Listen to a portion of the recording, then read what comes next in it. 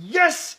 Yes! Yes! Le 5 octobre 2018 fut un grand jour, un jour exceptionnel, un jour magnifique, parce que le docteur Mukwege a reçu le prix Nobel de la paix. Et ça me fait autant plaisir que lorsque je retrouve de l'argent dans ma poche que j'avais oublié. Donc aujourd'hui, je vais vous parler de mon héros, mon Avenger préféré, l'Avenger Mukwege. Donc ce monsieur est un gynécologue qui a fait ses études au Burundi, en France et en Belgique. En 1989, malgré un très bon salaire en France, il a dit « Je me tire !» et il est retourné au Congo dans un petit hôpital. Quelques années plus tard, à cause de la guerre, l'hôpital est détruit. Là, il fuit vers le Kenya et quelques temps plus tard, il revient au Congo et il dit « Ah, vous voulez jouer au con?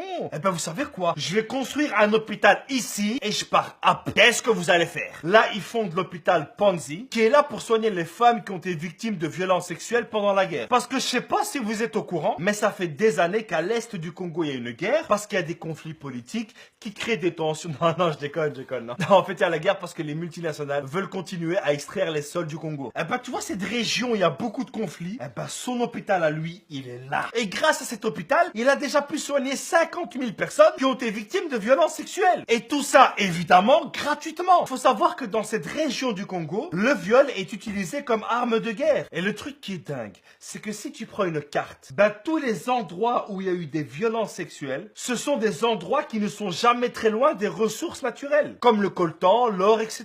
Et comme dit le docteur Mukwege, détruire une femme, c'est détruire une communauté. Il répare les femmes physiquement, c'est vrai, mais aussi et surtout, il répare les femmes mentalement. Et là, tu vas me dire, ah oui, je vois, donc après l'opération, il parle quelques minutes avec elle, histoire de les rassurer. Non, le mec, il a pas le temps, il est dans le futur. Il a construit un centre qui s'appelle la Cité de la Joie, et toutes les femmes qui ont été victimes de violences sexuelles, il les soigne, et pendant plusieurs mois, il fait en sorte que ces femmes-là deviennent des leaders, deviennent des voix, deviennent des références, pour qu'elles puissent redonner espoir à toutes les femmes qui souffrent. Je sais pas si t'imagines, des femmes qui ont subi les pires choses, qui ne voulaient même plus vivre, il a réussi à en faire des leaders. Et c'est pas tout. Le mec, quand il a appris qu'il était prix Nobel de la paix, le mec, il était au bloc en train de sauver une femme. Oui, allô? Oui, prix la paix. Ok, ça va. Ouais, mais je suis un peu occupé là, je vous rappelle, ça va? Vous comprenez pourquoi je vous dis que c'est un Avenger? Moi, quand je serai grand, je veux pas devenir médecin ou astronaute, non. Je veux devenir Mukwege. Moi, dans la chambre de mes enfants, rien à foutre, il y aura des posters du docteur Mukwege. Et malgré ça, malgré son prix Nobel de la paix, malgré cette reconnaissance internationale, il y a personne qui bouge pour ce qui se passe au Congo. Quoi, on bouge pas parce que les multinationales auraient trop à perdre? Oups.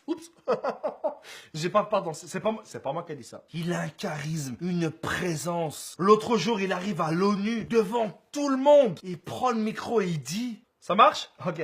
Vous savez tout ce qui se passe au Congo, mais vous ne faites rien parce que vous êtes que des lâches et que des merdes. Merci. Là, il rentre chez lui, il voit ses filles et ses nièces kidnappées, il arrive à les libérer, il retourne encore au Congo, l'air de dire je t'emmerde, je reviens. Là, il est victime d'une tentative d'attentat, il va se réfugier quelques mois en Belgique, et là, il revient au Congo plus déterminé qu'avant en mode sur la vie de ma mère, je bouge up.